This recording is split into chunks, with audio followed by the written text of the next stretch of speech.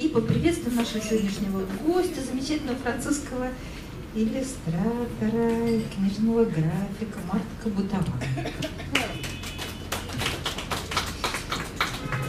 Marc Boutavant, ce n'est pas encore peut-être un nom extrêmement connu en Russie, mais en France, évidemment, il l'est davantage parce que tout le monde qui a des enfants sait qu'il est illustrateur d'une série Ariol, qui est un personnage maintenant essentiel pour toute la nouvelle génération d'enfants et pour leurs parents qui lisent aussi ce que lisent leurs enfants. Возможно, в России имя Марка Бутавана еще не так известно, как оно известно во Франции, где он действительно знаменитый человек, он создатель многих книг, и в том числе он создатель графической части серии книг про ослика Ариоля, книги, на которые выросло уже теперь несколько поколений французских детей и их родителей. Это персонаж, который очень любим ими. Et puis Marc Boutavant est également le dessinateur de MOOC, qui est, alors là encore du fait qu'il soit diffusé largement comme en dessin animé, est encore peut-être plus connu qu'Ariol. Je ne sais pas exactement à quel point les deux sont concurrents. Et puis il y a également Chien pourri, qui est une des autres grands personnages qui font de Marc Boutavant donc un des grands illustrateurs français. Alors là, Еще создатель такого персонажа, как Мук, который тоже очень известен, особенно благодаря мультипликационному фильму, и, может быть, даже стал более известен, чем ослик Ариол. Не знаю, насколько два персонажа выступают конкурентами друг другу на этом поле, но также создатель замечательного персонажа, который в русском переводе называется «Пес Веник», и тоже стал очень любимым и необходимым для французских детей. Donc sans plus attendre, je vais le laisser faire une petite présentation de son travail et puis je vous souhaite une bonne écoute et un bon échange avec Marc. И не мешкая более, я предоставляю ему слово для того, чтобы он представил вам свою работу, для того, чтобы вы имели возможность пообщаться с Марком Бутаваном в ходе этой встречи. Merci pour cette présentation élogieuse, j'en méritais pas tant, mais je prends quand même. Спасибо за этот хвалебный отзыв обо мне. Может быть, я его не заслужил, но с удовольствием выслушал. Alors, merci aussi à vous parce qu'il fait super beau. C'est assez rare ici, j'ai bien compris. Et c'est une vraie journée d'été et je ne sais pas pourquoi vous n'êtes pas dehors en train de profiter, de boire un coup. Parce que là, ce qui va se passer, ça va pas être passionnant. А еще спасибо за то, что вы так хорошо подготовили к моему приезду такую прекрасную погоду. Я получила огромное удовольствие, я погулял по городу. Я не понимаю, что вы делаете здесь, потому что на улице так хорошо, надо сидеть где-то за столиком и попивать прохладное вино, а то, что здесь будет совсем не так увлекательно. Parce que, voilà, vous avez compris. On ne va pas parler de choses très graves, on ne va pas parler de politique, on ne va pas parler de drames, ni personnels, ni mondiaux, internationaux.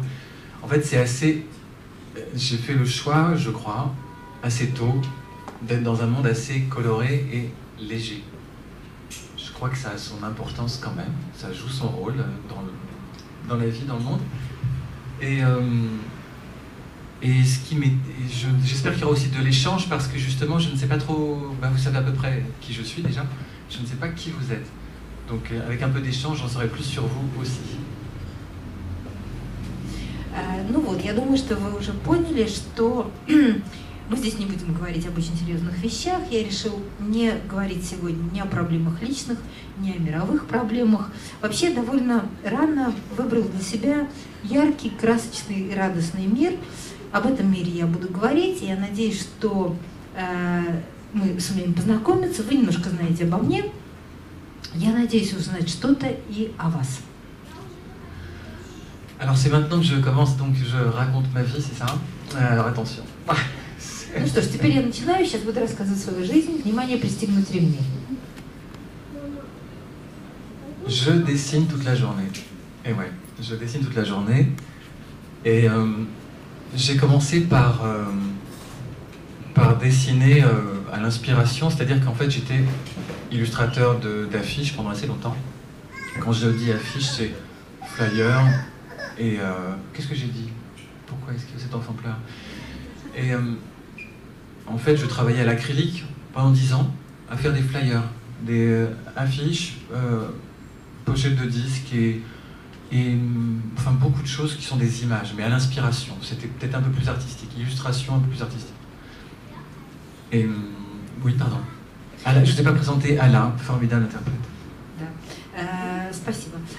Значит, ну, вот моя работа. Я рисую целый день. Я рисую с утра до вечера. Начала рисовать 10 лет назад. Я начала с того, что я занималась иллюстрацией, рисовала картинки, я рисовала афиши. Афиши, то есть всю такую наглядную агитацию. Я рисовала флайеры, я рисовала афиши, я рисовала картинки. Вот с этого я и начала. То есть я работала по вдохновению.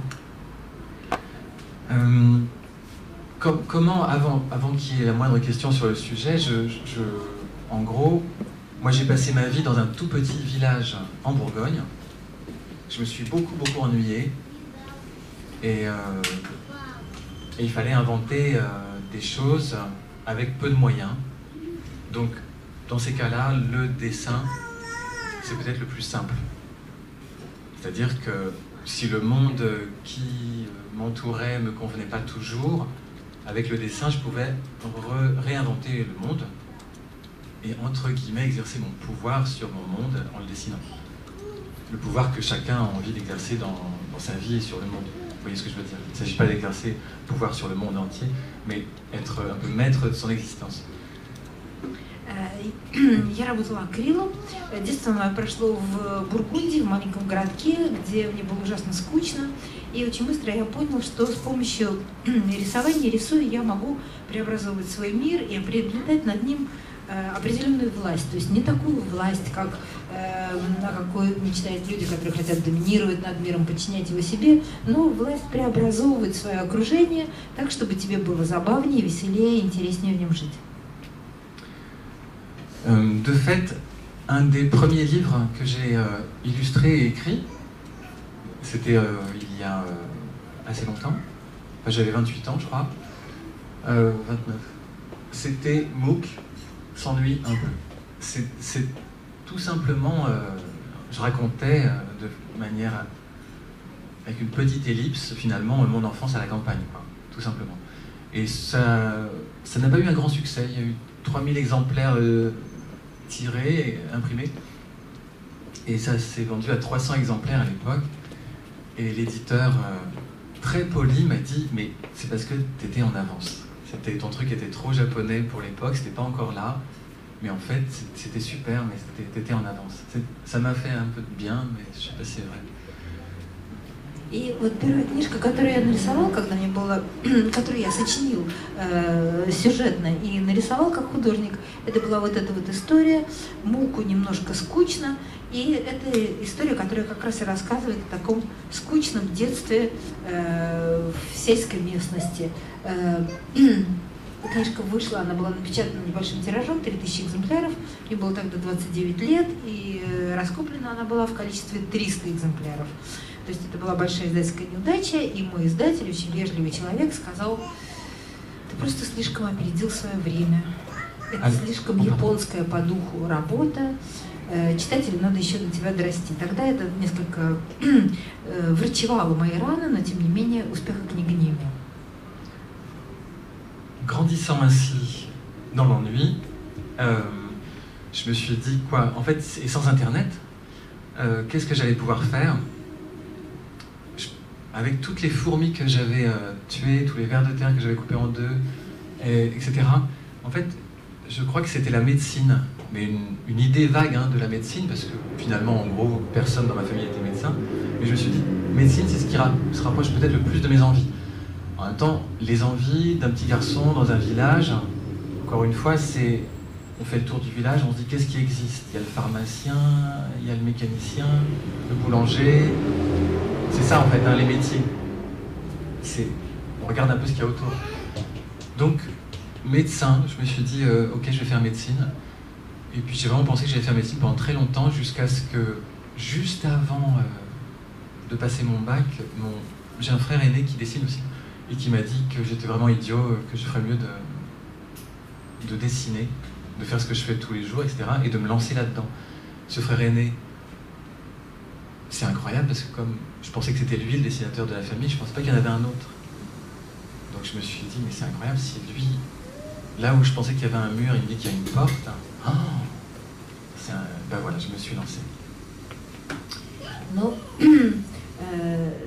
дальше я продолжала расти и скучать, расти, поскольку основными моими занятиями было расчленение насекомых и разрезание пополам дождевых червей, я решила, что, может быть, мне стоит заняться медициной. Поскольку, когда растешь в маленькой деревне, то, в общем, выбор профессий, которые тебе представляются, не так велик. Какие профессии представлены в средней французской деревне? Булочник, автомеханик, там, почтальон. Все это меня не очень привлекало, и хотя в медицине у меня были очень смутные понятия, я решила, что я все-таки буду, наверное, заниматься медициной. Но как раз перед тем, как сдавать экзамен по окончании средней школы, который позволил бы мне поступать на факультет, у меня был разговор с моим старшим братом. У меня старший брат, который рисовал, и который мне сказал: ты что, дурак? Ты целые дни рисуешь, это единственное, что тебе нравится, и ты пойдешь в медицину, ты должен быть художником. Я был совершенно поражен, потому что мне казалось, что у нас простая семья, и если у нас один человек в семье рисует, то художником будет он. Два художника в семье несколько многовато. Но тут оказалось, что вот в ситуации, когда передо мной была закрытая стенка сплошная, он мне открыл дверь, и я в эту дверь пошел. Donc voilà comment un papa mécanicien, une maman vendeuse de tupperware ont fait un petit garçon qui est parti faire sa vie une nouvelle fois, finalement, à Paris. Et là, après 2 années d'école, j'ai mené ces 10 années de dessin à l'acrylique, de peinture, de rencontres surtout, et de renaissance. C'est-à-dire que j'étais un espèce de tubercule à la campagne, une petite patate posée sur le sol, et voilà, l'air de Paris m'a fait beaucoup de bien et ça m'a vraiment permis de grandir et de faire des fleurs et des fruits. Таким образом получилось, что сын механика и продавщицы пластиковой упаковки решил начать новую жизнь, отправился в Париж, где после 10 лет школы он 10 лет учился рисовать акрилом. И вот такой вот клубень, который лежал на поверхности сельской почвы, для него оказалась парижская почва невероятно плодотворной, позволила ему, как такой картофель, не засохнуть, а прорасти и дать цветы и плоды. Ensuite, il s'agissait de faire quoi de sa vie quand on dessine toute la journée. En fait, il y avait un domaine qui me faisait un peu peur, parce que je savais que j'étais pas dans le bon domaine. Je faisais des choses un peu futiles, entre guillemets, et je savais que l'édition était là comme un monument, un château imprenable, et que j'étais pas dedans. J'étais pas dedans. Je ne sais pas par quelle porte il fallait rentrer dans ce château. En plus, je transformais ça en château, mais je suis sûr que finalement, c'était peut-être une petite maison accueillante, je ne sais pas. Я занимался такими мелкими какими-то проектами, достаточно однодневными, но мне хотелось заняться чем-то серьезным, мне хотелось попасть в мир книгоиздания, но мне казалось, что это целый бастион, неприступная крепость, которую я не знал, как атаковать. Хотя, возможно, это была отнюдь не неприступная крепость, а какой-нибудь, наоборот, маленький гостеприимный домик, но так представлялось мне. Alors, j'ai pris 2 rendez-vous. J'ai pris un rendez-vous chez Casterman, une maison d'édition plus connue pour la bande dessinée. Et pour la semaine suivante, j'ai pris un rendez-vous chez Albin Michel Jeunesse. Et j'y suis allé avec mon portfolio en cuir, là, ce truc qui coûte super cher quand on est étudiant. Et je suis allé voir chez Casterman et je tremblais, j'avais mal dormi. c'était un cauchemar, j'avais peur de ce qu'elle allait me dire. Je voyais quelqu'un du haut du château m'envoyer des flèches par la meurtrière. Et en fait, cette femme commence à tourner les pages de mon book. Et le cauchemar que j'avais eu toute la nuit était en train de se réaliser devant moi. En fait, elle regarde avec dégoût mon travail et elle me dit « Mais c'est vrai que je ne comprends pas pourquoi vous êtes venu me voir avec votre travail. » Ah ouais. И я позвонила, назначила 2 встречи, попросила 2 встреч. Первая встреча была в издательстве «Кастерман», которое очень известно, специализируется на издании альбомов комиксов. И второе издание, встреча у меня была через неделю, это издательство Альбен Мишель, отделение книг для детей и юношества. И вот я отправляюсь на свою первую встречу в Кастерман, я иду после бессонной ночи, когда я дергался, когда я ворочался, когда я с ужасом представлял себе эту встречу как бы попытку штурмовать неприступную крепость, из бойниц которой кто-то будет стрелять в меня стрелами, а я буду совершенно открыт и беззащитен. И вот я иду, неся под мышкой большую кожаную папку с моими работами, такую кожаную папку, которая так дорого стоит, когда ты студент, у тебя нет денег. Прихожу, меня встречает женщина, которая открывает мою папку, и тут начинает реализоваться мой ночной кошмар, потому что она перелистывает мои картинки, с отвращением смотрит на них и говорит мне: я вообще не понимаю, зачем вы сюда пришли. Donc je suis évidemment sorti de ce rendez-vous un peu atteint, un peu blessé, à moitié mort, et je ne savais pas, j'ai beaucoup hésité à aller au rendez-vous suivant. Finalement, je me suis dit, bon voilà, je suis à moitié mort, il faut peut-être en finir, je ne sais pas, allez, allons jusqu'au bout. Je suis allé la semaine suivante au rendez-vous chez Albin Michel, et alors là, génial, c'était tout l'inverse.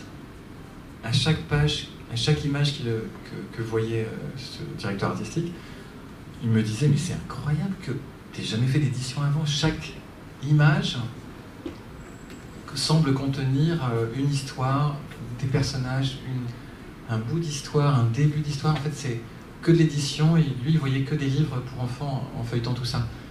Ce qui me rassurait un peu, parce que c'est un peu l'impression que j'avais toujours eue. Et donc voilà, ce mec extraordinaire à ce moment-là, en tout cas pour moi, a complètement guéri cette vilaine blessure, et ça m'a permis de repartir de cette maison d'édition Albin Michel sur un petit nuage, sans rien faire de plus, à vrai dire. Je n'ai pas démarché, je n'ai pas fait de livre, je n'ai rien fait de spécial, parce que j'étais perché, j'étais juste guéri de cette vilaine blessure. Ну вот, я вышел после этой первой своей встречи совершенно таким сильно разбитым, с раной. И если использовать термины из морского боя, я был ранен, но еще не потоплен.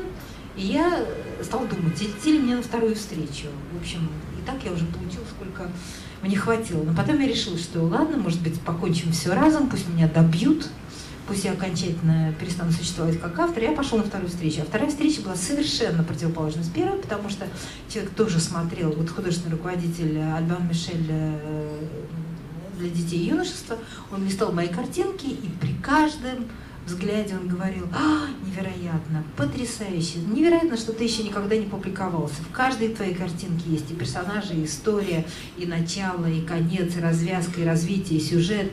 Каждая твоя история может стать началом или историей для новой книги. Я был невероятно рад, потому что я и сам так думал. И, в общем, эта встреча совершенно исцелила нанесенную мне рану, и я вышла оттуда просто как бы шагая по облакам. После этого я больше ничего не делал, никаких новых встреч не назначал, никаких новых там демаршей, шагов, никакой активности не предпринимал, потому что с этого уже все и началось. Au même moment, je rentrais dans un atelier. Vous voyez, un atelier, c'est donc un espace qui est partagé par plein en l'occurrence d'illustrateurs et d'auteurs. Et c'était un atelier assez extraordinaire, assez génial. Il était place des Vosges, une très belle place à Paris. Et dedans, dans cet atelier, Qui est-ce qu'il y avait déjà? Je crois qu'il y avait, bien sûr, il y avait Johann Sfar, Christophe Blain, Émile Bravo. Le collier de perles, le fleuron des auteurs français, etc. C'est extraordinaire. C'était assez dingue, génialissime. И j'étais hyper mal. И потом я попал в такое место, которое можно назвать мастерской, или теперь бы мы сказали коворкинг. Это такое место, пространство, которое располагалось на Вагезской площади, где работали вместе куча лучших, самых блестящих иллюстраторов того времени, начиная с Жана Сфара и куча других имен. Это были совершенно просто жемчужины. Это было такое ожерелье французской книжной иллюстрации. Я был потрясен, я был на 7-м небе от счастья, и я был в самой бездне отчаяния. Parce que, tout simplement, en fait, j'étais illustrateur et je faisais des petits animaux et que j'étais entouré de gens, des auteurs. J'étais à nouveau dans une espèce de drôle de truc où j'étais pas dans le bon monde, en fait. Je me disais, attends, ce truc est génial. Je vois qu'il y a une espèce d'énergie avec tous les médias, les radios, la télévision qui vient interviewer Johann Sfar, tout le monde, etc. Et je vois, c'était une expérience géniale de voir ça, de voir comment ils ont grandi, et comment ils se sont tous rencontrés, et comment ils ont fait une espèce d'émulsion. Voilà. Sauf que je me disais que c'est atroce, parce que moi, ce que je fais, c'est pas du tout intéressant. Donc je suis parti pour créer un atelier, moi, en fin de compte. Avec des illustratrices, un autre illustrateur, etc. Un peu l'atelier des gens qui n'ont rien à raconter. Et je suis parti, et là, à ce moment-là, Emmanuel Guibert, qui était dans cet atelier génialissime, et qui lui aussi rencontrait Johann Sfar et Christophe Blain, etc., m'appelle, alors que j'étais parti quand même, et il me demande... Ah mais peut-être que là, И я был в отчаянии, потому что вокруг меня были совершенно блестящие люди, а я умела рисовать зверушек, а они умели рассказывать истории, они были гениальные люди, я видел, как они росли на моих глазах, я видел, как они становились все более и более мастеровитыми, известными, я видел, как приезжали какие-то телевизионные бригады, там, радио, брали у них интервью, у того же Жана Сфара, я видел, как они прекрасно развиваются, а я, в общем, ничего этого не умел, и я подумала, что я, наверное, не там, не в том месте, не в то время, и я решила уйти от них и организовать свою собственную мастерскую с еще одной иллюстраторшей, с еще одним человеком, чтобы собраться так вот втроем в нашей узкой компании людей, которым нечего сказать миру, которым нечего рассказать. И тогда вдруг Эммануэль Гибер, гениальный человек, автор, писатель, который был вот этой первой мастерской, вдруг он позвонил мне, человеку, который ушел из той мастерской, это было все-таки поразительно, и вот что он мне сказал. Et en fait, je crois que ça s'est passé comme ça, c'est que Emmanuel est un très grand dessinateur. Il a fait des choses que vous connaissez forcément, comme le photographe et autres merveilles. Et ça peut paraître bizarre qu'il ait besoin de quelqu'un d'autre pour dessiner, sachant qu'il dessine lui-même extrêmement bien et très vite et parfaitement. Bon, en fait, en vrai, c'est que justement, c'est un perfectionniste, et que s'il fait une histoire parfaite et en plus, il doit faire les dessins qui vont avec, il va s'attarder sur la poignée de porte de l'appartement d'Ariol, etc. Et enfin, on s'en sortira jamais, ça ne sortira jamais. Donc, les gens de l'atelier, visiblement, lui ont dit, mais te lance pas là-dedans, Emmanuel, appelle plutôt Marc. Et il m'a appelé, et je lui ai dit, ah non, merci, moi je ferai pas de bande dessinée, ça m'intéresse pas du tout. J'ai quitté l'atelier parce que justement, la bande dessinée, c'est pas possible. Et en fait, et là, j'ai dit non merci, j'étais poli. Et en fait, une semaine après, je l'ai rappelé. Parce que je me suis dit, ce mec est génial. Je vais tenter quand même l'aventure. Parce qu'il faut tenter l'aventure, même si ça me fait peur, j'aime pas la BD. J'ai pas envie de dessiner dans les cases pendant des jours, avec tout le travail que ça demande, alors que je suis complètement tout le temps free, like a bird. Et Voilà, ça me paraissait pas possible. Et ce truc qui me paraissait pas possible, en fait, je continue encore aujourd'hui, 20 ans plus tard. Он позвонил мне, и я был совершенно поражен, потому что Мануэль Гибер великолепный рисовальщик, он изумительно рисует, он сам может все придумать, он может придумать и сюжеты, и рисунки. Зачем он обратился ко мне? Зачем он обратился ко мне, когда он может все прекрасно нарисовать сам? На самом деле, потом я понял, что Мануэль Гибер, он по природе своей перфекционист. То есть это человек, который изумительно напишет вам историю, а если он будет еще рисовать к этой истории иллюстрации, то он будет бесконечно выписывать каждую деталь, зависит на какой-нибудь дверной ручке, будет переписывать ее 100 тысяч лет, книга никогда не выйдет. Я думаю, что его друзья именно по этой вот мастерской сказали ему: слушай, давай ты придумаешь историю, а рисовать пусть будет Марк. Позвони-ка ты Марку. И он позвонил мне. Он позвонил мне с этим потрясающим предложением, и я ему сказал: нет, спасибо. Я, на самом деле, не очень люблю комиксы, я ничего в них не понимаю, я никогда их не делаю. Я вообще хочу быть как сейчас, свободен как птица и т.д. На самом деле ничего этого не сказала, я сказала просто нет, спасибо, потому что я вежливый человек. А потом я долго думал, неделю думал, ну что вот это такое, буду заниматься этим скучным делом, вписывать в клеточки на одной страничке разные изменения сюжетных линий, выражение лица персонажа, все время в клеточку, как в тюрьме. Через неделю позвонил ему и согласился. И занимаюсь этим последующие 20 лет. J'en étais où? Et alors, donc j'ai accepté. Et à ce moment-là, en fait, la maison d'édition Bayard cherchait la suite de Tom Tom et Nana. Tom Tom et Nana, pour ceux qui ne connaissent pas, je ne me rends pas compte si c'est un peu connu ou pas ici, mais Tom Tom et Nana, c'est un monument français de la bande dessinée pour enfants, parce que grâce à un support magazine qui s'appelle J'aime lire, Bayard a fait connaître Tom Tom et Nana. Au départ, c'était deux employés, deux femmes qui travaillaient dans la rédaction, qui dessinaient ça. Et petit à petit, et grâce aussi beaucoup, encore une fois, au talent, à leur talent évidemment, mais à ce support magazine qui est extraordinaire, qui, en étant tiré à des centaines de milliers d'exemplaires, permet d'installer en fin de compte une série, un personnage, un univers.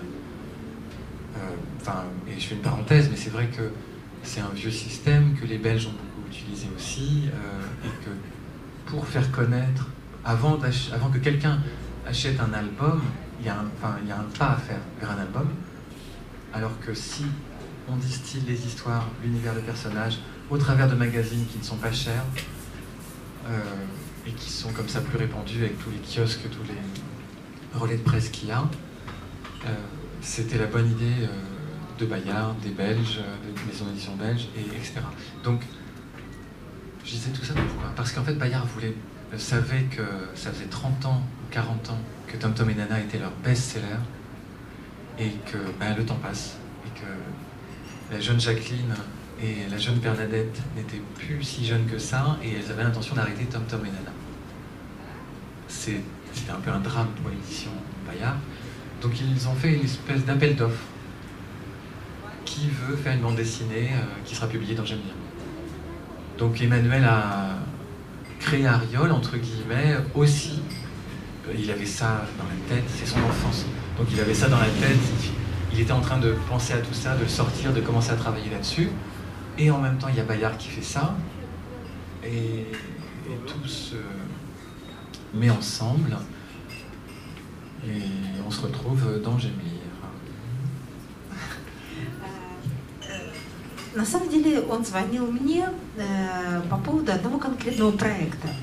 Значит, не знаю, знаете ли вы таких персонажей, как Том-Том и Нана, но если вы когда-нибудь видели французский журнал для маленьких детей, иллюстрированный, который называется «Я люблю читать, J'aime lire», то это их такие основные персонажи, которые у них на обложке каждый раз.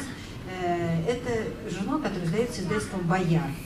И это журнал, который издается сотнями тысяч экземпляров, да? И это персонажи, которые попадают к каждому ребенку, которые воспитали несколько поколений детей, которые постепенно, месяц за месяцем, вводят их в свой мир, создают такую слитную историю, которая сопровождает ребенка в течение долгих лет. Это на самом деле очень эффективный рекламный, популяризаторский метод для того, чтобы приучить читателя к какому-то персонажу.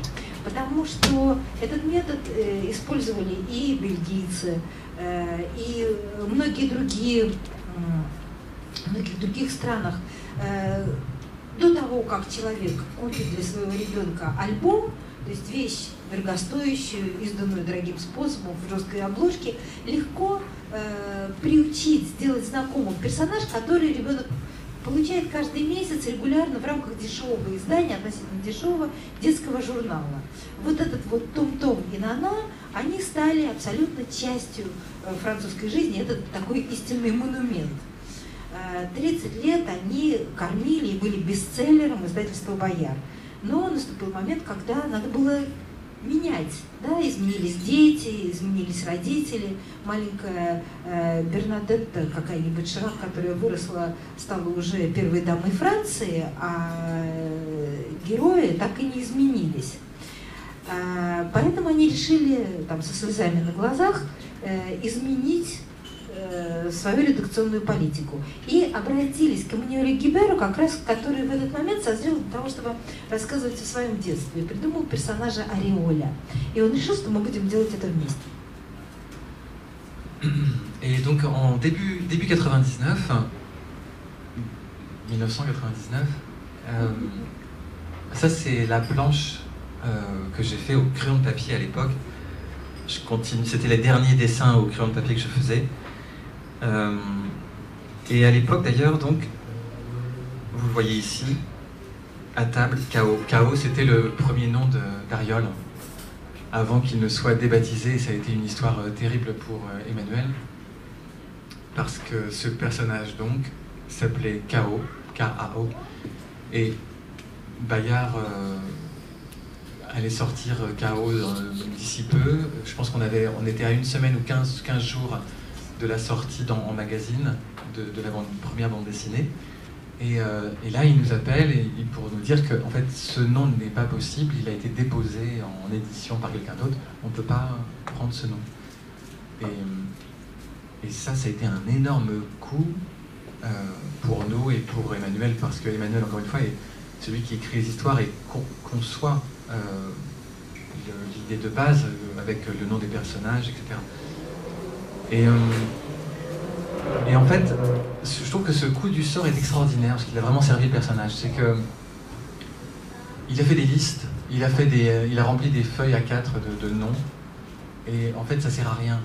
Il regardait ça, il n'y a aucun nom, même les noms les plus géniaux n'ont pas de sens, puisqu'il s'agit de débaptiser son enfant un petit peu. Donc il y aura plein d'amis pour vous dire « mais non, mais prends celui-là, tous les amis du monde vous diront celui-ci ou celui-ci ». En fait, ça n'a pas de sens. Ça n'a pas de sens. Il y avait un seul nom, c'était K.O.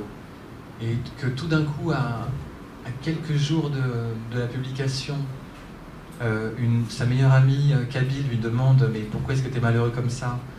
Parce que je dois trouver un nom, puis ça m'énerve, je ne sais plus quoi faire.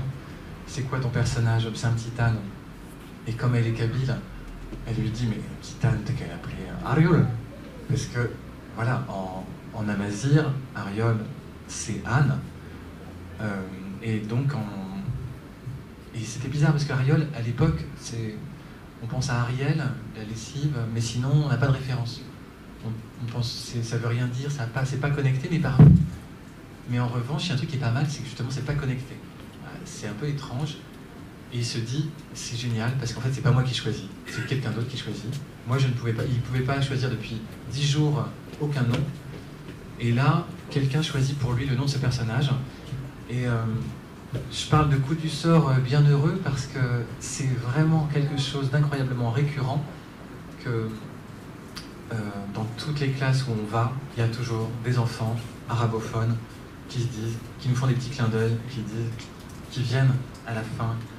Et moi, monsieur, je sais ce que c'est. Mon père, il appelle tout le temps comme ça. Donc, voilà. Ça a comme créé une forme de public à part concernant Ariol, autour du nom même d'Ariol. Ну вот, вы видите сейчас на экране один из первых разворотов истории, который мы сделали по заказу издательства «Бояр». Pardon. Значит, вы видите, это разворот, который я сделала карандашом по бумаге. Это один из последних моих рисунков, сделанных карандашом по бумаге. Дальше я работала в другой технике, в фотошопе. И вы здесь видите сцену драки между осликом и его закадычным и заклятым другом и соседом. Вы видите, что из-за двери звучат слова «за стол» или «ужинать КО». Что такое КО? КО — это был наш первый, это было имя нашего первого ослика Ореоля. И за неделю до того, как эта картинка должна была появиться в журнале «Жемлир», нам звонят из Бояра и говорят, что все пропало, невозможно использовать это имя, потому что кто-то его зарегистрировал в качестве персонажа. И имя, это название больше использовать нельзя, надо придумать другое имя. Для Эммануэля Гибера это была настоящая трагедия, потому что он уже год жил с этим персонажем, это был его сын, его детище, и это совершенно невозможно. Он исписывал листы формата А4 разными именами, но ни одно из них не подходило. Представьте себе, что вы должны переименовать вашего ребенка, с которым вы уже сжились, а вы не можете его назвать по-другому. И кто бы из ваших друзей не советовал вам назвать вашего ребенка по-другому, это имя не будет подходить так, как то имя, которое вы дали ему при рождении. И тут в какой-то момент ему позвонила, он говорил по телефону со своей подругой, она родом из Северной Африки, это вот народность Кабилы, которая ему сказала: ну что ты такой грустный, что у тебя за проблема? Он сказал: вот ослика не могу назвать. Она сказала: да это просто, назови его Орел. Это на их диалекте ослик. И действительно это было отличное решение, потому что как бы имя пришло ниоткуда. Ни он, ни сам, а вдруг вот оно как-то легло. В то время Ореоль как-то ничего и не вызывало. Конечно, был стиральный порошок, знаменитый Ариэль, рекламу которого крутили по телевизору, но вообще Ореоль само по себе как-то ничего и не значило. Отличное имя, которое, как нам казалось, ничего не значит, но дальше оказалось, что это несчастье с переименованием персонажа пойдет ему во многом на пользу, потому что большое количество его читателей оказались из арабоязычных семей. И узнавая вот это вот звучание во французском тексте, они сразу же чувствовали как какой-то тайный знак, какое-то подмигивание им. И много раз на встречах со школьниками они подходили к нам, и мы видели, как какое-то такое движение симпатии, узнавания проходит по им лицам. Они подходили и говорили: а я знаю, что означает это слово. Мой папа меня все время так называет. Ça c'est Ariol. Je me suis perdu. Mais en fait, je pensais à plein d'anecdotes. Depuis le temps qu'on fait Ariol, on a énormément d'anecdotes. Et là, tout d'un coup, j'étais en train d'essayer de voir laquelle je allais vous raconter. Et je suis retourné en arrière. Et là, j'arrive plus à revenir dans le présent. Mais attendez. Non, mais par exemple, la dernière histoire que j'ai adorée, qu'Emmanuel m'a racontée, c'était il y a quelques mois. Il avait rendez-vous avec une rabbine à Paris. Je suis en train d'oublier son nom, Elisabeth Orweiler, hyper connue. Et en fait, il prend un taxi pour aller à ce rendez-vous. Et c'est le chauffeur de taxi lui demande ce qu'il fait, etc. Ah, vous dessinez pour les enfants? Ben, j'ai des enfants, moi. Et il s'appelle comment? Ariol. Ah, bah oui, ça me parle, bah oui. Voilà. Et bah, c'est un peu. Ouais, c'est un petit arabe, en fait, votre petit âne, quoi, en gros. Si on veut, enfin pas spécialement, mais bon voilà, si vous voulez, quoi, il est un peu ce qu'on veut, chacun se l'adopte, et il arrive, il rencontre cette rabbine, et il parle, il discute de choses et d'autres, mais aussi à un moment donné d'Ariol, et en gros, les gens qui sont là lui disent, mais c'est marrant, ce petit âne avec ses grosses lunettes, il est un peu juif en fait, c'est un peu Woody Allen, quoi. Oui, bah si vous voulez, quoi, et tout ça pour un petit âne qui est publié dans une maison qui, ça ne se voit pas, mais c'est quand même une maison très catholique. Voilà. Donc en une journée, en un petit voyage, Emmanuel, quand il m'a raconté ça, je trouvais ça incroyable, il avait vu à quel point Ariol, voilà, chaque religion, allons-y comme ça, s'appropriait ce petit personnage, trouver une entrée. На самом деле, пока звучал перевод, я вспоминала все наши истории, забавные, все анекдоты, которые случались с нами по прихоти нашего персонажа Ариоля. Их было такое количество, что я даже сам запутался. Вот совсем недавно Эммануэль Гибер ехал в такси на встречу с очень знаменитым французским персонажем, женщиной раввином. Я забыла сегодня, как ее зовут. И вот он ехал, водитель такси был араб, который там спросил, а что вы делаете, а кто вы по жизни, то сказал, вот я сочиняю комиксы, да, вот, например, какие, а вот Ариоль, я знаю, сказал водитель. Ну, в общем-то, Ариоль, этот ваш ослик, это же такая пародия, это такая насмешка над арабами, да, его и зовут по-арабски Орел. Ну, да, можно сказать и так, сказал Эммануэль Гибер и поехал дальше. Когда он пришел на встречу с этой женщиной раввином, они тоже поговорили о том, о сём, о всяком десятом, и потом упомянули про ослика Ариоля. И она сказала, ну да, ваш ослик, он же такой очкарик, такой, ну, в общем, типичный еврейский ребенок, такой будущий Вуди Аллен. Да, можно сказать и так. Но с другой стороны, если вы представляете себе мир французского книгоиздательства, издательство «Бояр», это же все-таки очень такое католическое, христианское, такое правильное издательство, старинное. То есть в течение одного дня мы можем колебаться с нашим персонажем, наклеивать ему любые этикетки. То есть это такой, получается, синтетический образ, который, ну, назовем это религиями, который соответствует всем воззрениям, мировоззрениям и религиозным взглядам.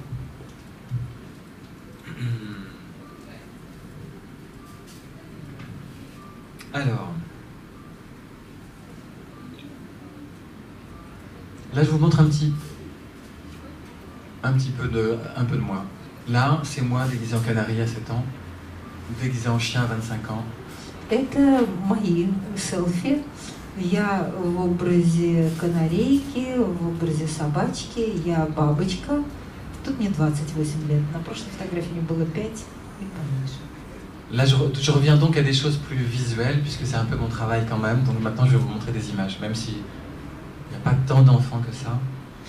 То есть теперь мы переходим к несколько более изобразительной части. Я показала вам несколько картинок, даже если детей у нас тут не большинство в зале. Donc j'ai grandi à la campagne, mais pas dans une ferme, et pourtant quand même les animaux sont très présents. Это моя дочка Барбара в 1 год. Я вырос в сельской местности, не на ферме, но животных все-таки вокруг было много.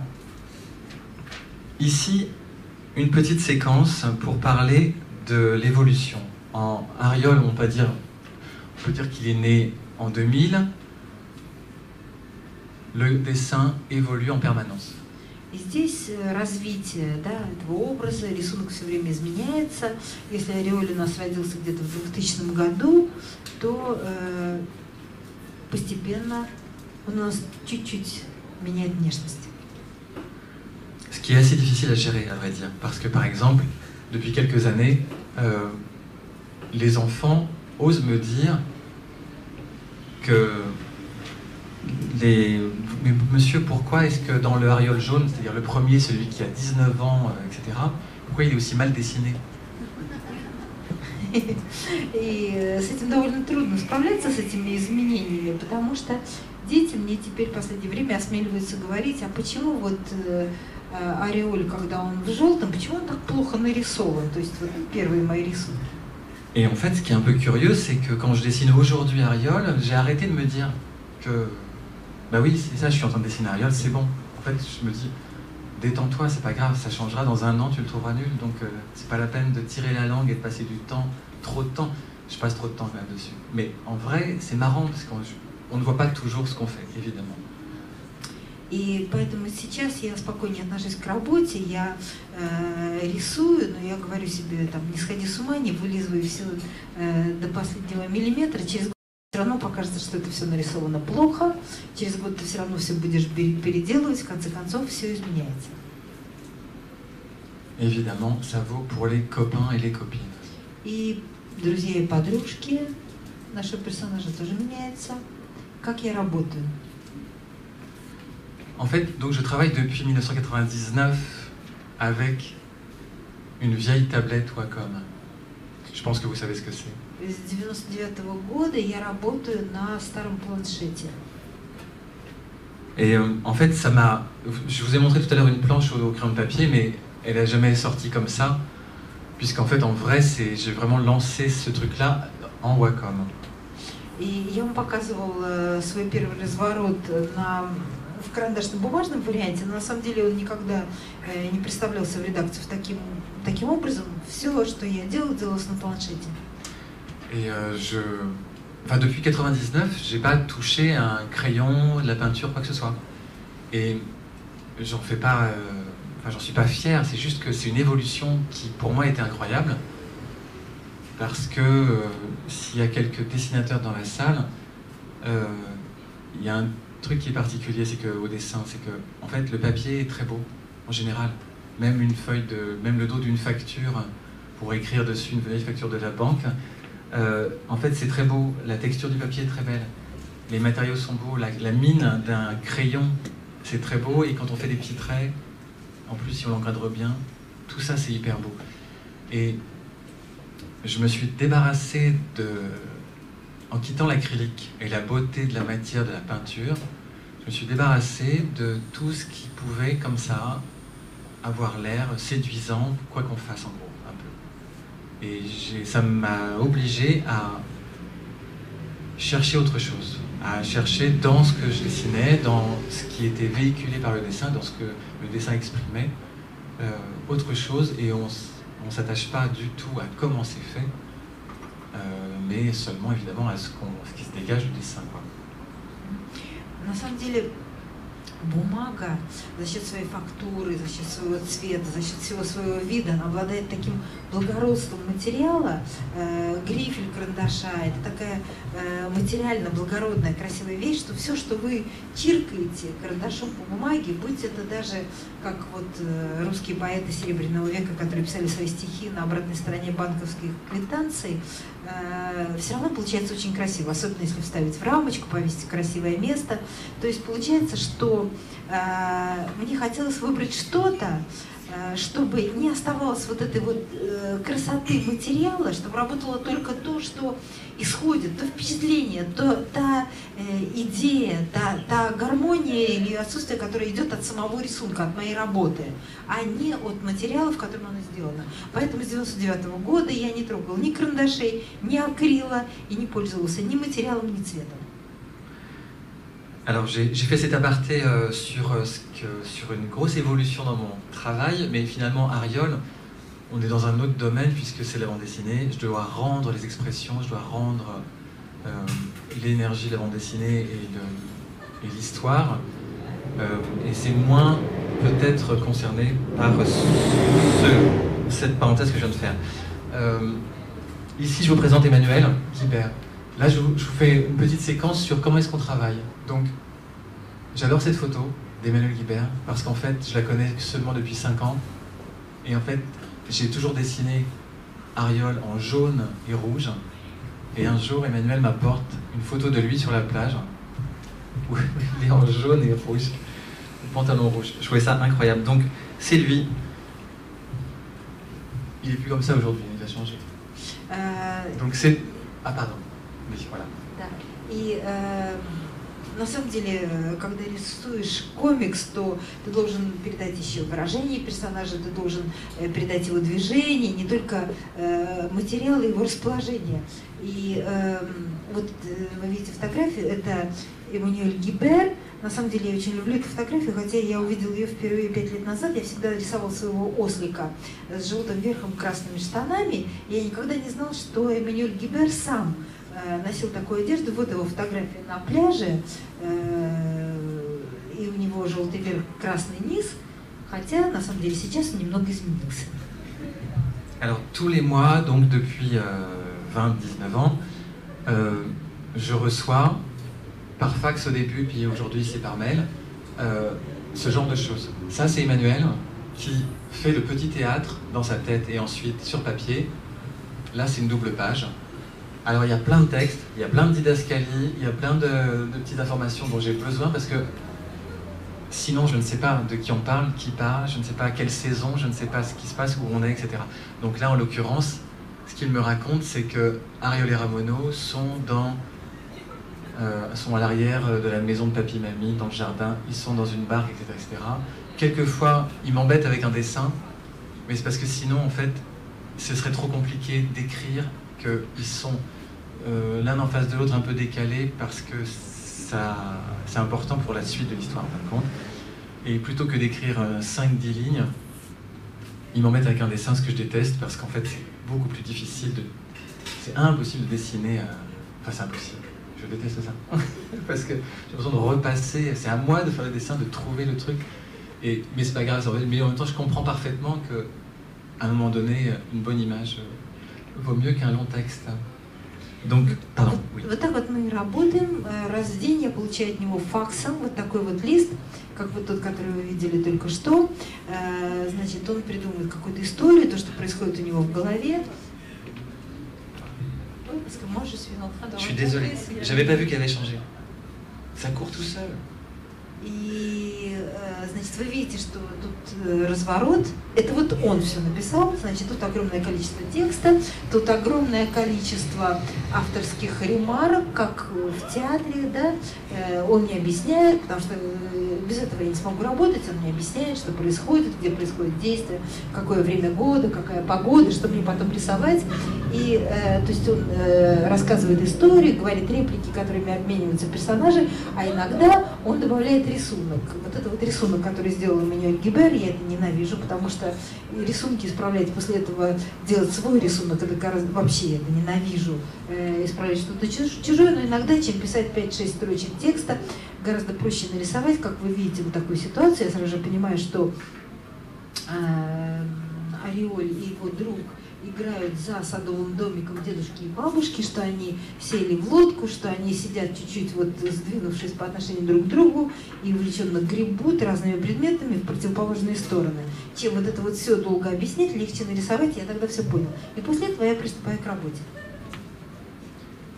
Donc là, je fais défiler tranquillement, mais finalement, bon, ce truc-là se répète tous les mois. Il y a une forme quand même d'ennui à faire ça tous les mois. Et ce qui est génial, c'est quand je finis. Quand j'ai terminé, je suis hyper content. Et И вот это происходит раз в месяц, и все-таки это довольно нудная вещь, раз в месяц получать такую штуку и делать одну и ту же работу, даже если это работа любимая. И после этого, когда наконец эти послания заканчиваются, наступает лучший момент, потому что тогда я начинаю работать сам. En fait, en disant ça, c'est pour revenir au fait que la bande dessinée, c'est quand même un petit peu fastidieux. C'est à faire, on se dit pas, moi je me dis pas, ah c'est génial, aujourd'hui j'ai encore 5 planches à faire, c'est cool. Non, en fait, à chaque fois que le truc arrive, j'adore parce que je lis l'histoire et à chaque fois, j'apprends des choses sur l'univers que je dessine, qui m'habite depuis si longtemps. Je me marre, il y a toujours dans une histoire ou un truc qui me fait marrer, ou un truc qui est vibrant. C'est-à-dire, il y a eu par exemple un truc sur la petite grenouille qui pleure devant ses copains à l'école. Enfin, moi j'essaie de dire, je crois pas qu'elle soit parue, c'est pour ça que je vais pas m'embarquer dans cette histoire, pardon. Enfin bon voilà, touchant, ou comique, ou etc. Mais les histoires d'Emmanuel ne me laissent jamais comme ça de bois. En revanche, une fois que je l'ai lu, que je me suis bien amusé, ok, il faut que je travaille. Et là, je tombe un peu dans un trou parce que je me dis, bah voilà, 7 jours, pas bouger de ma chaise.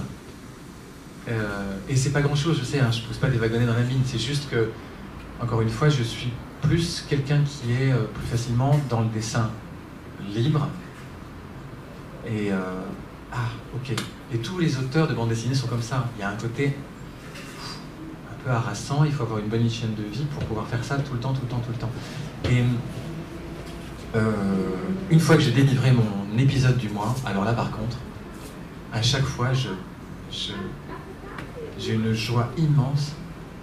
Et à chaque fin d'année, quand les histoires de tous les mois sont rassemblées pour faire un album, alors là, cette joie immense se transforme en extase parce que j'ai en plus une espèce de fierté de me dire c'est dingue, toute cette année, rassemblée là, un album, et après c'est dingue, tout ce temps passé, il y a une fierté en fait, voilà.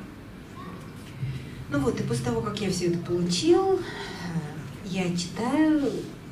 Вы, наверное, представляете себе, что все-таки работа рисовальщика – это работа достаточно томительная, изнурительная. То есть, конечно, когда я читаю, я очень радуюсь, это меня трогает, я очень смеюсь, это дико забавно, потому что все истории Мануэля Гибера каждый раз дают мне понять что-то новое, знать что-то новое о мире, в котором я работаю, в котором я живу уже столько лет, уже 19 лет. И, конечно, я сначала чувствую огромный прилив чувств, потому что они никогда не оставляют меня равнодушными. Дальше этот энтузиазм несколько спадает, потому что я представляю себе, что дальше надо засесть и дни напролет, целый день рисовать. Для этого надо очень хороший иметь распорядок дня, правильную организованную жизнь для того, чтобы не свихнуться в такой ситуации. Но когда я все это дорисовываю, когда я наконец могу сдать свое месячное задание, сдать эту месячную историю, я испытываю огромный энтузиазм, огромную радость. А когда в конце года издательство выпускает альбом из переплетенных всех вот этих вот месячных историй, когда я вижу наконец этот альбом, и когда я понимаю, что вот это то, чем я жил в течение целого года, вот она моя годичная работа, вот сколько я всего наделал, тогда моя радость превращается просто в безразмерное ликование. Donc, fierté de toute cette littérature, donc mon travail mis à part, hein, évidemment, mais d'avoir servi le texte que je trouve génial depuis toutes ces années-là, parce qu'en fait, ce que je trouve fou, c'est que je ne savais pas où ça allait m'emmener. Et après tout, ça aurait pu, peut-être que Emmanuel aurait pu, au bout de 5 ans, commencer à faire des trucs un peu grivois, ou un peu, avec lesquels je ne serais pas d'accord. Et en fait, en réalité, non, c'est à chaque fois formateur quasiment. Voilà, c'est-à-dire qu'en fait, à chaque fois, il porte une parole que je trouve importante. Je vous dis ça parce que, par exemple, j'étais à Meknès il y a à peu près 1 an, et pour un salon du livre, la cigogne volubile, et il y avait un truc super mignon, c'est que, en gros, il y avait dans l'assistance une fille qui semblait avoir quelques sentiments pour une autre fille. Et je voyais ça parce qu'elles étaient tout le temps là, toute la semaine, je les ai vues comme ci, comme ça, bon voilà. Et à la fin du petit speech sur Ariol, elle est venue me voir, et elle avait lu Ariol, elle connaissait bien Ariol, et elle m'a dit, mais vous savez l'histoire là où en fait l'âne, le tonton d'Ariol, qui est un âne évidemment, il ramène sa petite copine au tennis, et en fait sa petite copine c'est une oie. Vous trouvez pas ça bizarre, vous? Et je lui dis, mais non, pas du tout, enfin c'est le sujet de cette histoire-là écrite par Emmanuel, c'est absolument pas bizarre, tu aimes qui tu veux. Là on parle pas, parce qu'en fait, sous-entendu, ça peut être compliqué aussi pour des enfants, pour faire des enfants, etc. Tu aimes qui tu veux, faire des enfants, t'es pas obligé, puis c'est une autre affaire, etc. En tout cas, tu aimes qui tu veux. Et je fais un peu vite, hein, parce que vous connaissez pas l'histoire, et parce que, etc. Mais en fait, ce que j'ai trouvé génial, c'est que j'avais la banane qu'a eue cette fille, cette jeune femme. Quand je lui ai dit ça, c'était énorme. J'avais l'impression que j'étais un adulte, enfin, je suis à peu près un adulte, mais qui lui donnait le droit. C'est écrit dans le livre d'Ariol qu'elle a le droit d'aimer qui elle veut. Je trouvais ça énorme. C'est la première fois que je voyais en fait à ce point-là un effet, un écho autant retentissant dans le monde des sentiments, des affects, de ce que vivent des gens plus âgés que les enfants qui lisent souvent Ariol, quoi, si vous voyez à peu près ce que je veux dire. C'est un peu compliqué. Вот, и Ariol сопровождает меня в течение последних лет, и часто он приводит к совершенно неожиданным результатам. Например, в прошлом году я был в Меклесе на фестивале, который называется «Болтливая цапля», фестиваль, который посвящен комиксам, и там, значит, я общался с публикой, среди публики была пара девушек, у которых, по-видимому, были какие-то отношения, потому что мы их встречали, это было заметно. И в какой-то момент после моей встречи с читателем ко мне подошла девушка из этой пары и сказала, вот она хорошо знала серию про Ариоли, хорошо знала всех его персонажей и говорит, что вот вы знаете, там есть такой эпизод, когда на теннисный корт дядя Ариоли, который тоже, конечно, ослик, он приводит свою подружку, а она как раз гусыня. Вот как это вот, он-то ослик, а она гусыня, как-то разные они очень. И я ей сказала, что в общем ничего страшного, потому что у нас все там так немножко, ну, конечно, могут возникнуть практически жизненные проблемы. У осла с гусыней, может быть, у них не всегда получатся дети, но, в принципе, каждый имеет право любить того, кого он хочет, и нравиться тому, кому он хочет, и не обязательно при этом заводить детей. И вы себе не можете представить, какая широчайшая улыбка осветила ее лицо, потому что как будто я, вот взрослый человек, потому что мне кажется, что я с ней какое-то времени уже взрослый человек, как будто я дал ей, молодой девушке, женщине, возможность быть свободной, возможность получать удовольствие от жизни так, как она хочет. Поэтому вот ослик в том числе и для этого. Alors, autre extra aventure liée à ce personnage, c'est la mise en animation, en dessin animé. Comme souvent, quand on a une série qui fonctionne, ça intéresse une maison de production parce qu'en fin de compte, une série en livre qui fonctionne, ça veut dire que son système a été rodé. C'est pas tellement son public parce que la chaîne, la maison de production ne va pas compter sur le public acquis par la version papier. C'est plutôt que le système qui fait fonctionner la série, les ressorts qu'ils soient comiques ou autres, et les personnages sont installés et donc on peut peut-être en faire une série animée. Donc une des aventures géniales, ça a été aussi que ça se transforme, ça, Ariol, en dessin animé. C'est pas le seul des personnages que j'ai dessiné qui a été passé en animation. Il y a aussi, j'en parlerai peut-être après, Chien pourri ou Mouk, dont on a déjà parlé.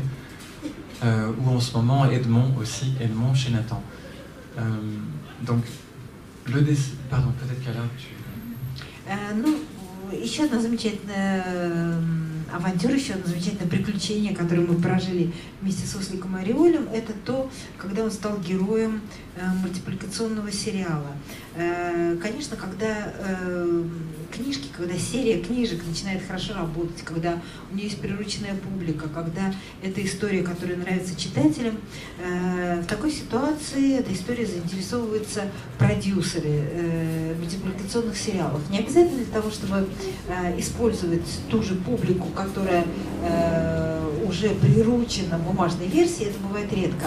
Обычно это просто хорошая история, которая должна работать. И таким образом мультипликационными сериалами стали и «Ослик Ариоль», и «Мук», и «Собака Веник», и дальше «Эдмон», о котором, может быть, я расскажу вам попозже.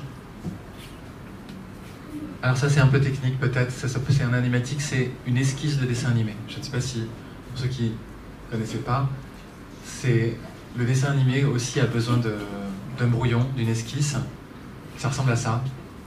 Но вот это может быть такая техническая сторона, это аниматика, то есть это переход от рисунка комикса к его мультипликационной версии.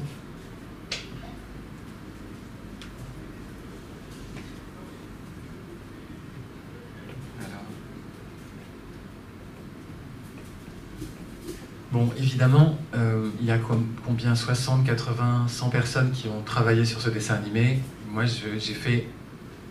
j'ai réalisé les feuilles de style, c'est-à-dire les personnages vus de dos, de face, de profil, des expressions. Après le reste, ils ont recopié, ils sont inspirés de ce qu'il y avait dans la bande dessinée. Mais j'ai pas fait plus que ça. C'est vraiment un autre métier, c'est pour le coup une industrie. И над этим мультипликационным фильмом работало 80, 90, 100 человек, потому что, конечно, тут очень много работы, это невозможно сделать самому. То есть я делал им стилевые картинки, то есть вид моего персонажа в фас, в профиль, со спины, а остальное они дорисовывали, вдохновляясь картинками из моего альбома. потому что это особая профессия, и это уже как бы не артистическая профессия, это скорее промышленное такое поточное производство.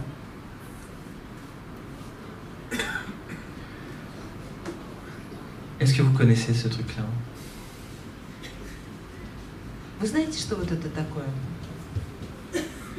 Je crois que c'est une tentative d'adaptation d'Ariol au théâtre. Je ne sais pas où ça en est, mais je crois que c'est russe.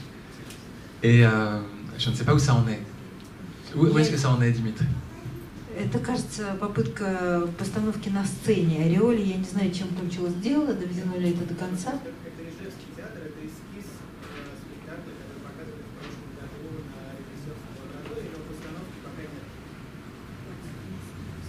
Voilà. Ouais. Oh là là, dommage. Il n'existe pas encore. Жалко, жалко. Et pour terminer avec Ariol, en fait, c'est devenu aussi un show que Emmanuel a monté. Et en gros, on monte sur scène, moi je dessine en live et pendant qu'Emmanuel chante. Et ça donne à peu près ça. Là, c'est dans une école, on peut le faire partout. On peut le faire à l'Institut français de Russie aussi, de Saint-Pétersbourg. Et il le fait aussi bien dans une grande salle à Manosque devant 400 ou 500 enfants que dans une petite école en face de chez nous, rue Saint-Maur, dans le 10e arrondissement de Paris. А вот это вот шоу, которое придумал Эммануэль, он поет, я рисую в реальном времени, и это мы выступаем перед аудиторией школьников, он это проводит и в большом зале в Мановске, где несколько сотен детей, и в небольшой школе через дорогу от нас, где мы живем, на улице Сен-Мор в Париже.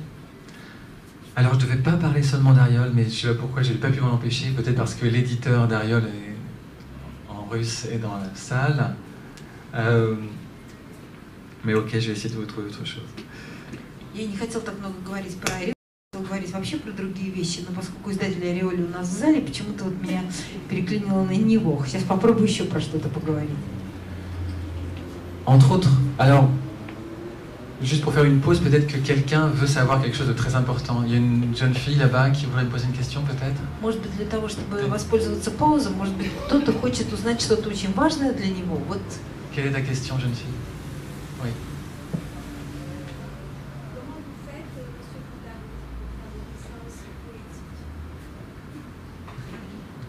Comment vous faites, Monsieur Boutavant, pour faire des dessins aussi poétiques?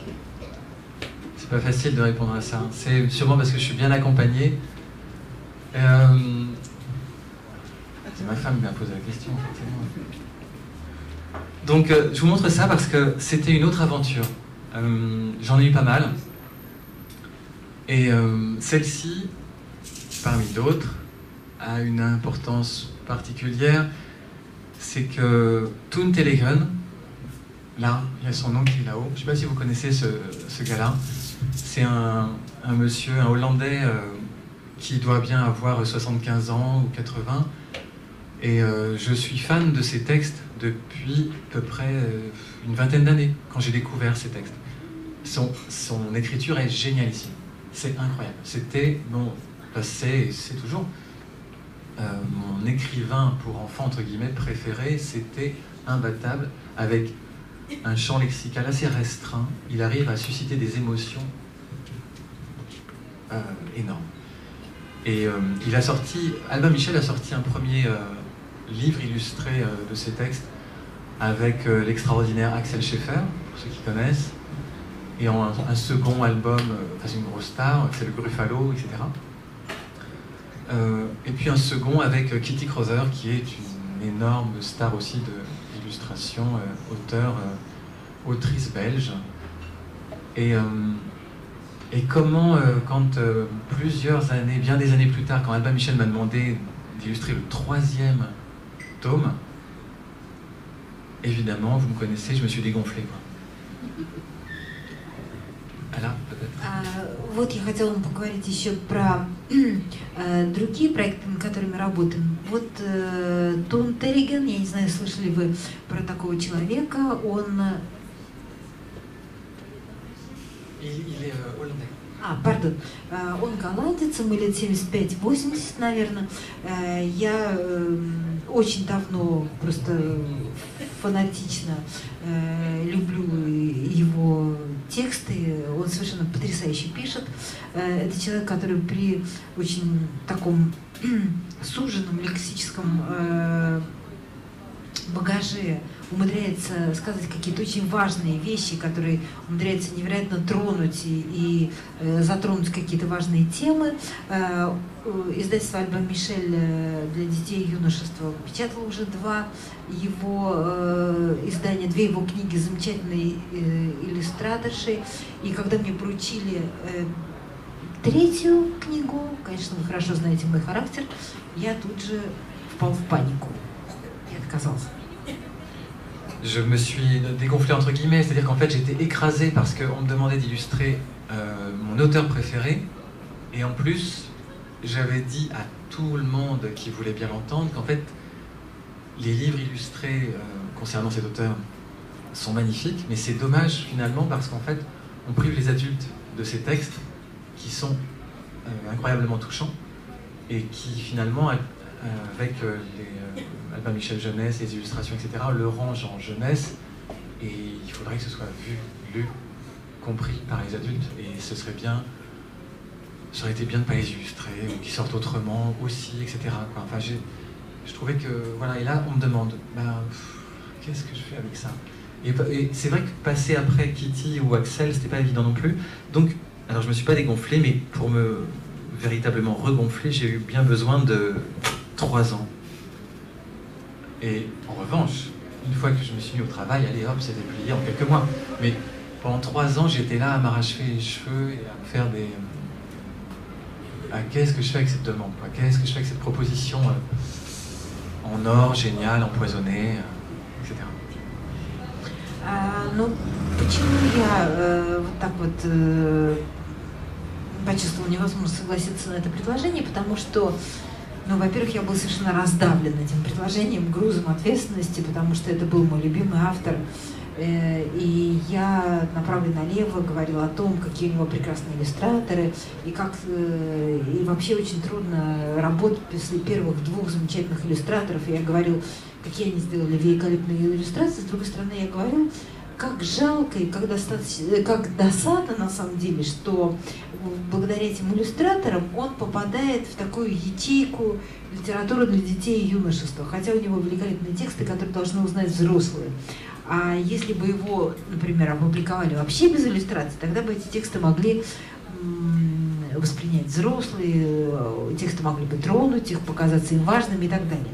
То есть я, с одной стороны, рассыпался в клочья, и мне потребовалось целых 3 года для того, чтобы обдуматься и снова собрать себя воедино и согласиться на это предложение, которое оказалось мне предложением таким золотым, выигрышным, потрясающим и совершенно отравленной ловушкой, в которую я могу попасться.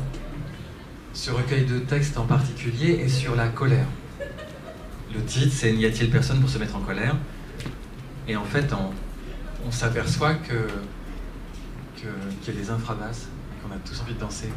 Et non, mais en fait, on s'aperçoit que ce qui est génial, c'est qu'en fait, les animaux sont encombrés de sentiments et de pensées humaines, mais ils ne savent pas tellement quoi en faire. Et notamment, il y a plusieurs colères. Dans chaque petit texte, il y a des colères différentes. Et c'est ce qu'il raconte. C'est des colères différentes, des réactions différentes face à la colère. Вот это вот небольшой текст, который называется, можно перевести это как «Что никто не хочет поругаться». В нем есть разные персонажи, разные звери. И они попадают в разные ситуации, и мы понимаем, что в этой истории есть звери, которые как бы отягощены грузом человеческих эмоций и чувств. И в каждой истории с ними случается какая-то совсем иная, какая-то совсем разная незадача, совсем разные вспышки гнева, совсем разные ссоры и разные скандалы, которые они проживают по-разному и находят разные выходы. Et en fait, si je vous le montre, c'est parce que ce livre et le style que j'ai utilisé, que j'ai développé pour ce livre, en fait j'en suis hyper content, j'en suis très fier, parce que justement c'était ça l'enjeu en fin de compte, c'était pour ce projet tellement particulier, tellement important, est-ce que je vais être capable de me renouveler? Parce que je dessinais déjà Ariol, MOOC, machin, des trucs, et là il faut que je trouve autre chose. Et en fait les 3 ans en quelque sorte dont je parlais, c'est tous ces espèces d'évolution, un pied sur l'autre, qu'est-ce que je fais? Est-ce que je vais réussir à me renouveler? C'est le plus important, je trouve. C'est qu'en fait, quand on me donne, on m'offre un nouveau texte, un nouvel univers, il faut que je puisse en faire quelque chose de nouveau. Je ne peux pas refaire du réchauffé, quoi. Ou alors, ça m'est arrivé quelques fois de le faire et j'en suis pas fier. Là, si je le montre, c'est parce que j'en suis très fier, bien sûr. И вот вы видите, что здесь совсем другой стиль, который я придумал. Я, в общем, горжусь этим стилем, потому что вот эти вот 3 года, которые мне понадобились на то, чтобы согласиться на этот проект, они были посвящены выработке этого нового стиля, потому что вот это и есть возможность перейти к новому, значительному, большому автору, перед которым я преклоняюсь, и найти себя нового, найти возможность работать по-другому, не использовать, не подогревать уже сготовленное вчерашнее блюдо. Вот эта возможность обновлять свой стиль и свою манеру, это как раз такая очень важная вещь в нашей истории. Я не могу пользоваться старыми приемами, методами для рассказа какой-то совершенно нового мира, новой стилистики. Несколько раз, там не часто, но мне доводилось использовать наработанные принципы, я не очень этим горжусь. А вот этим я горжусь по-настоящему. Alors, aujourd'hui, qu'est-ce qu'il y a de neuf? Eh bien, par exemple, il y a ce genre de choses. En fait, comment vous dire ça? Tout à l'heure, je parlais un peu trop rapidement de MOOC. C'est parce que je ne sais pas où sont mes fichiers sur MOOC. Mais MOOC, ça a été important. Hein. Ça a été 2 petits livres qui sont passés inaperçus. Et puis, quelques années plus tard, un grand livre qui a été beaucoup vu, lu, apprécié. J'ai encore aujourd'hui des témoignages de familles assez touchants sur ce livre-là.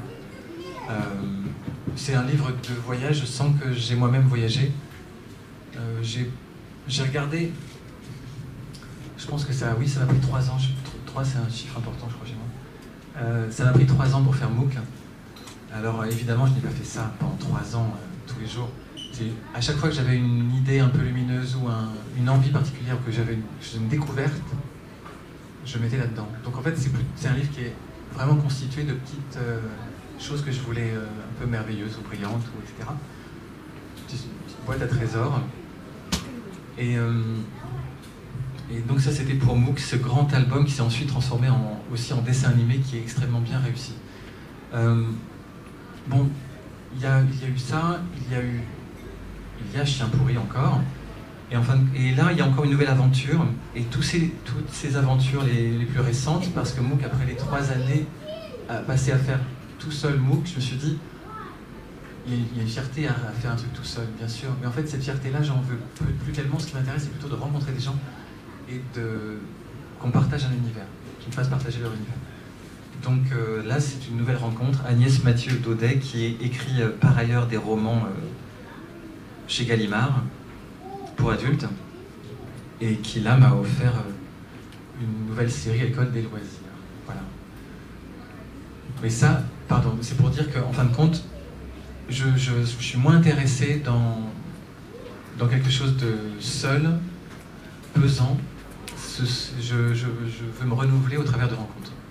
Et un peu comme ce que je disais tout à l'heure par rapport à Toon Televen, c'est qu'en fait, c'est assez excitant, ça fait un peu peur des fois, mais à chaque nouvelle rencontre, ça veut dire un nouvel univers, et ça veut dire, est-ce que là, je vais réussir à me renouveler, à apporter quelque chose, et à faire autre chose que ce que je sais faire par ailleurs, que me suis déjà montré, etc.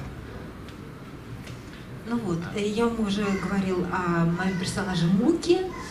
который, когда появился, не пользовался никаким успехом. Была первая книжка о Муке, которая прошла незамеченной, вторая книжка о Муке, которая прошла незамеченной, а третья как раз довольно хорошо сработала и стала очень популярной, и стала тоже объектом экранизации. Она стала мультипликационным фильмом, но это делал уже не я отдала этот сюжет, это сделали другие, но это тоже был очень популярный сюжет. Потом было несколько других проектов, и после того, как я сделала вот эту вот большую книгу про Мука, я очень гордился, конечно, потому что это проект, который я сделал сам от начала до конца, то есть я не то что поработала над ним целый год, но как бы каждый раз, когда ко мне приходила какая-нибудь светлая мысль или какая-нибудь интересная вещь со мной случалась, я ее записывала, я ее вставляла в эту книгу, и книга становилась чем-то вроде шкатулки с сокровищами какого-то клада, вот, который я наполнял. И это было замечательно, но я не хотела больше работать так, потому что на самом деле то, что меня интересует в работе, это возможность встречаться с людьми, узнавать их мир и обновляться самому, адаптируясь вот, обслуживая их сюжет, обслуживая их новый мир. Поэтому было несколько важных встреч для меня, вот этот вот Тунта Негрен, о котором я вам говорил, и еще одна писательница, которая предложила мне работать с ней над серией, которая называлась «Школа ничего не делания» или «Школа досуга». Autre exemple de rencontre avec Astrid Desbordes au sujet de la série Edmond chez Nathan. Il y a un truc particulier lié à cette série, c'est que Astrid est éditrice chez Nathan en psychologie, en pédagogie nouvelle et alternative, et en fait ce qu'elle écrit est extrêmement... c'est des petits albums, on a fait quoi, 8 pour l'instant, et c'est extrêmement doux. Et c'est sous-tendu par son expérience à elle de... C'est un peu des grands mots dit comme ça, mais une douceur sous-tendue par tout ce qu'elle sait de la pédagogie alternative. Et ça c'est pareil, c'est autre chose, et ce que je trouve bien aussi, c'est que c'est ce que me renvoie le public, c'est-à-dire qu'en fait, viennent vers moi en dédicace, etc., des gens qui spécialement ont accroché là-dessus, voilà, sur cette série-là, et moins sur Chien pourri ou moins sur Ariel. И вот мы работаем с Астрид Деборд над серией про Эдмона. Вообще Астрид Деборд — это замечательная женщина, которая руководит в издательстве «Натан», она руководит... Она сама занималась педагогикой, альтернативной педагогикой, всякими мягкими педагогическими методами. И вот сюжеты, которые она мне дает, эта серия, которую мы создаем, она полна какой-то совершенно невероятной нежности, мягкости, которая черпает какие-то идеи, материалы из ее опыта альтернативной педагогики.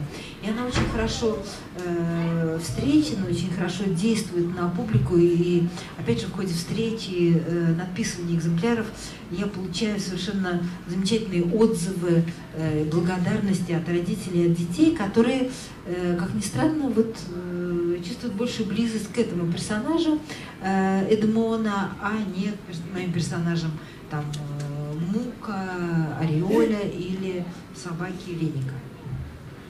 Il y a un truc que j'aime beaucoup aussi comme suite d'albums, suite de personnages, c'est que en développement en ce moment il y a la série animée d'Edmond, et en fait c'est le réalisateur de Mook qui va faire la série Edmond, mais lui aussi en fait il a fait Mook d'une certaine manière et il ne veut pas recommencer, donc lui aussi veut se renouveler, et là on fait des grands gestes, et en fait c'est juste pour dire que pour moi aussi, pour lui c'est une aventure, et pour moi aussi, parce qu'en fait ce à quoi j'assiste, c'est qu'il se lance dans la 3D pour faire ça, selon le modèle des jeux vidéo qu'on déteste, c'est-à-dire en 3D réaliste, avec en général on tire sur des gens. En fait ce système-là, il va l'appliquer au dessin animé, et il est en train d'expérimenter. C'est une espèce d'aventure que je vis au travers de lui, et je trouve ça assez génial, c'est encore autre chose. Et en fait, je me suis beaucoup ennuyé quand j'étais petit, mais finalement, je ne m'ennuie plus tellement. Et je ne vous ai pas parlé de Chien pourri, pardon, Alla, mais je n'ai pas le temps parce qu'il faut qu'on arrête là, je crois. Ça. И вот сейчас персонаж Эдмона тоже становится персонажем мультипликационного фильма, и режиссер, который делает этот мультипликационный фильм, это режиссер, который до этого сделал фильм про Мука. И надо сказать, что он тоже, так же как и я, он хочет работать по-другому, использовать другую технику, другие приемы.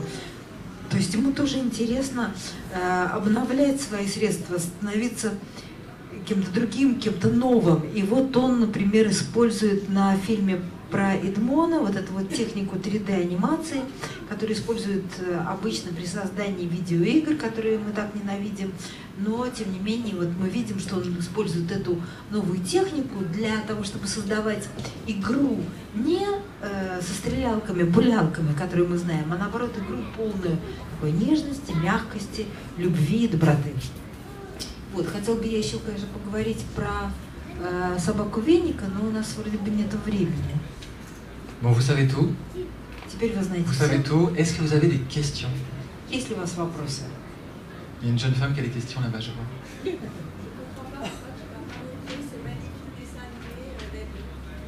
Ah, pourquoi je ne te l'ai pas montré? C'est parce que, ok, elle veut savoir pourquoi je ne lui ai pas montré ce magnifique dessin animé d'Edmond.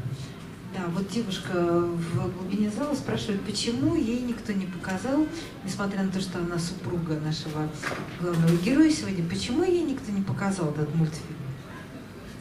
Je ne lui ai pas montré parce qu'elle n'est jamais là, en fait elle travaille trop. C'est moi qui m'occupe des 3 enfants et en plus je fais les dessins. Я ей не показывала, потому что ее никогда не бывает дома, она все время на работе, а я должен заниматься 3 детьми, еще и рисовать. Vous savez tout. Alors une question, je l'ai. Здравствуйте. Во-первых, спасибо за интересную лекцию. Во-вторых, вопросы на этом закончились. Я хотел бы к вам обратиться насчет интервью лично. Я обращался к организаторам, но не договорился. Я корреспондент главной петербургской газеты «Петербургский дневник». И завтра после вашего мероприятия, которое состоится в 4 часа вечера, я хотел бы попробовать согласовать с вами интервью, буквально небольшое, на 10 вопросов.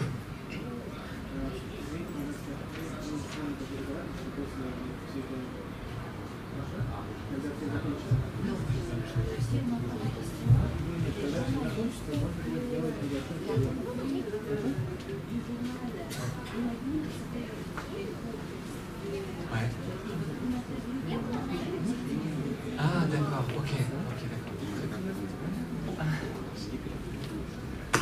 Ah mais si vous n'avez pas de questions, c'est que tout était très clair. Если нет вопросов, значит, все было предельно ясно. Je n'ai pas les questions, mais je suis professeure de français et j'ai montré votre livre avec vos très belles images à mes élèves. Ils aiment bien, mais ils me demandent toujours pourquoi c'est un âne, mais c'est une mouche. Et on appelle maintenant mouchane. C'est pas Ariol, c'est mouchane pour la... Voilà. Merci à vous. C'est vrai qu'Ariol n'est pas très bien dessiné. Je vous l'ai dit au début, on m'a souvent dit que c'était plutôt un moustique, etc. Mais heureusement, c'est écrit souvent que c'est un âne, un petit âne comme vous et moi. Et en vrai, quand j'ai fait le design des personnages, dessiner un âne qui ressemble à un âne, c'est pas très marrant.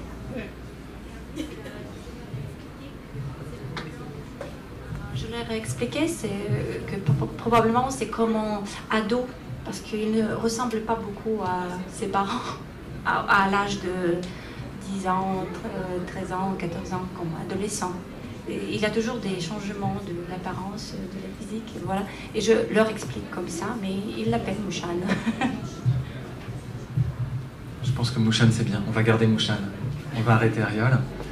Et oui, en fait, vous avez vu comment est-ce qu'il évolue en plus. Alors il ressemble pas trop à ses parents, en revanche, il ressemble plus à ses grands-parents. Son grand-père avec les lunettes rondes et puis un long museau, etc. Il ressemble un peu plus déjà. Et, mais sur... je suis désolé que ça ressemble pas du tout à un âne. вкратце перескажу предыдущий беседу.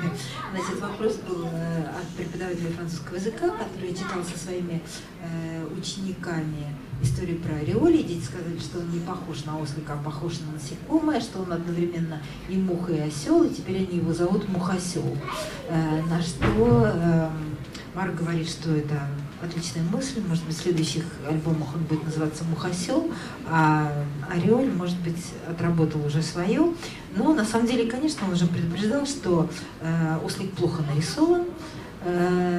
Вот, но да, может быть, он действительно, как вы говорили, он не очень похож на своих родителей, как бывает не похож на своих родителей дети или подростки, но он похож на свою бабушку и дедушку, они с очками, они вот такие. В общем, вот такой вот ослик, похожий одновременно и на комара, и на муху, и на ослика. У меня вопрос по поводу последнего мультфильма, который будет в 3D, как и результат. 3D. У меня вопрос, хотелось ли Марку делать и рисовать изначально в 3D, то есть в очках виртуальной реальности создавать в трехмерном мире рисунок, а не доверять другому автору воплощение в трехмерном пространстве. То есть видит ли он в этом интерес какой-то?